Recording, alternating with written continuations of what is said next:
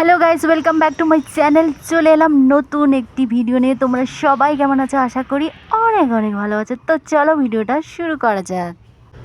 মা আর আমি কিছু সবজি লাগিয়েছি রান্না করে খাওয়ার জন্য। তো গাইস দেখো, আমাদের সেই সবজিগুলো অনেক অনেক বড় হয়েছে, তো সেটাই তোমাদের সাথে শেয়ার করছি। এটা হচ্ছে চাল কুমড়ো গাছের ফুল, আর দেখো ফুলটা কত সুন্দর হয়েছে।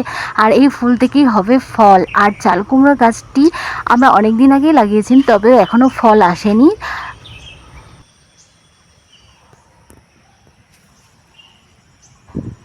গাইস আরও অনেক অনেক সবজি লাগিয়েছি। আর এদিকে চিচিঙ্গা গাছে কত সুন্দর চিচিঙ্গা ফলছে, আর এই চিচিঙ্গাগুলো আজকে আমরা রান্না করব। সেজন্য মা সবজিগুলো তুলে নিচ্ছে। আর এইদিকে আমরা পাট গাছও অনেক লাগিয়েছি, এই পাট পাতাগুলো আমাদের খাওয়া হয়ে গেছে।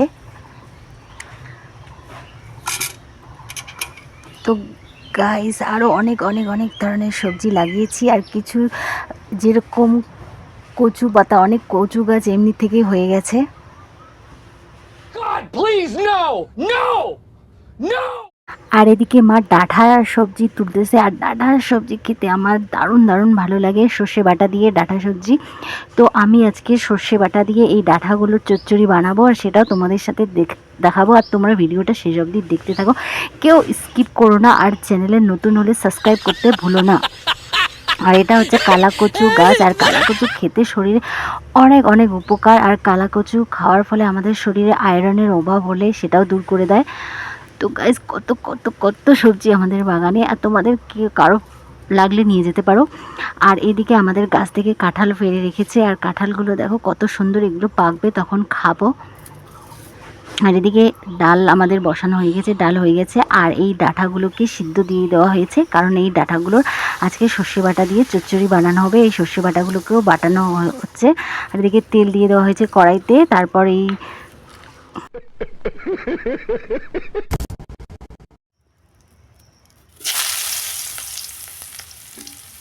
সেদ্ধ করা ডাঁটাগুলোকে ভেজে নেওয়া হবে। ভেজে নেওয়ার পর তারপর সব মশলাগুলোকে ভেজে নিয়ে এখানে ওই সর্ষে বাটাটা দিয়ে দিলাম। তারপর সর্ষে বাটাটা দিয়ে একটু জল দিয়ে দিলাম। তারপর ভাজা ডাঁটাগুলো এখানে দিয়ে দিব।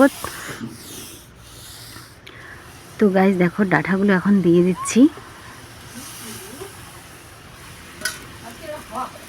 আর সর্ষে বাটা দিয়ে ডাঁটা চচ্চড়ি খেতে আমার দারুণ দারুণ লাগে। তো প্রায় আমার ডাঁটার চচ্চড়ি রান্না হয়ে গেছে। টাটা, দেখা হবে নেক্সট ভিডিওতে। সবাই ভালো থেকো, সুস্থ থেকো, আর সাবস্ক্রাইব করতে একদম একদম ভুলো না। টাটা।